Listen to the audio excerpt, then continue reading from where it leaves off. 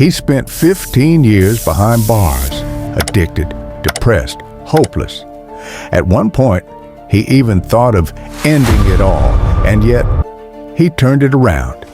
He built one of the most popular bread brands in America, a brand now worth hundreds of millions, a brand born from redemption. This is the story of Dave Dahl, the man behind Dave's Killer Bread, and how he went from rock bottom to supermarket shelves.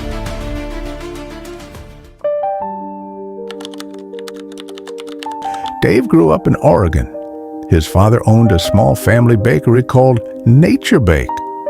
To outsiders, it might have looked like a warm, wholesome childhood. But for Dave, it felt like a cage. He hated the bakery. He hated school. He felt misunderstood, lost, angry, alone. By his teens, he turned to drugs, meth, cocaine, anything to numb the emptiness inside. And soon, crime followed. He broke into houses. He robbed stores. At 18 years old, he was in prison for the first time, and that was only the beginning. Over the next 20 years, Dave lived a cycle: addiction, crime, prison, release, relapse, arrest, over and over again. In total, he would spend 15 years locked away. Inside, things got darker. Depression swallowed him. He felt worthless, hopeless. He even thought about ending his life. But during his final sentence, something shifted. There was a time when I was 38 years old, my fourth time in prison, and I asked for help. And it was the last thing in the world that you do in prison is ask for help. And I did, and it was the greatest thing I ever did. He enrolled in a computer-aided design program and discovered he was good at it. For the first time in years, he had a purpose. He started taking antidepressants. He stayed in treatment, and slowly, hope crept back in. For the first time, Dave imagined a future. In December 2004, he was released. 38 years old, no money, no resume, no prospects. But he had one thing he'd never had before: hope. Dave went back to the family bakery. His brother Glenn ran it now. Dave started at the very bottom, cleaning trays, washing floors, but he couldn't stop thinking about bread. He remembered the tasteless loaves from prison, and he thought, what if bread could be different, not just healthy, but bold, packed with seeds, grains, and real flavor? He started experimenting with recipes, batch after batch, failure after failure, until one stood out. They called it Dave's Killer Bread. The name was risky.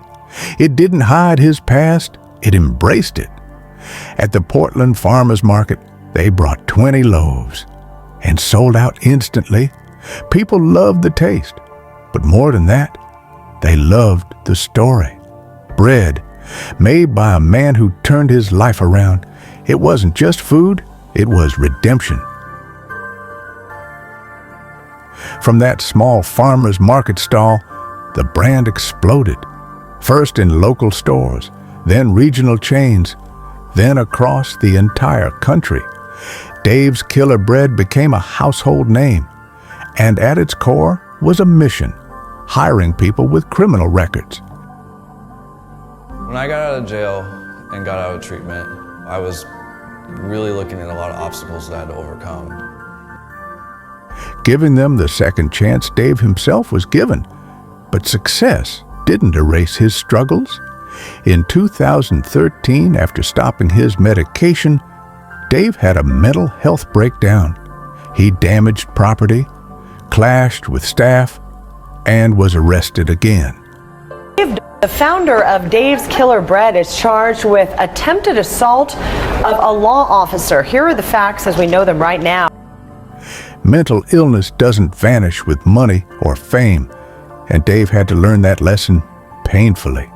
Still, the company kept growing, and in 2015, came the big deal.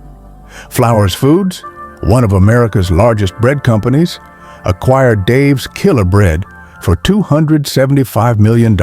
Flowers Food, the second largest baking company in the country, will spend $275 million to buy the company. From prison cells to a multi-million-dollar exit. Today, Dave's Killer Bread is the #1 organic bread brand in North America. And Dave himself, he no longer bakes. Instead, he speaks about mental health. So, learning a trade specifically was eye-opening and exciting and made me start to develop confidence, hope, just good positive things started. About addiction and about life after prison. He helps fund programs that give jobs to ex-cons. And he shares his story openly, scars and all. He once said, "I don't bake bread anymore. I help people get back up." So what can we learn from Dave's story? Rock bottom doesn't have to be the end. Your past doesn't define you. And your story, even the darkest parts, can be your greatest strength. Dave didn't just build bread, he built hope. He built second chances. He built redemption. If a man with no degree, no resume, and a record full of felonies could walk out of prison at 38 years old and create a household brand, then what's stopping you? You don't need perfect timing. You don't need the right connections. You don't even need a clean slate. All you need is a vision and the courage to keep going.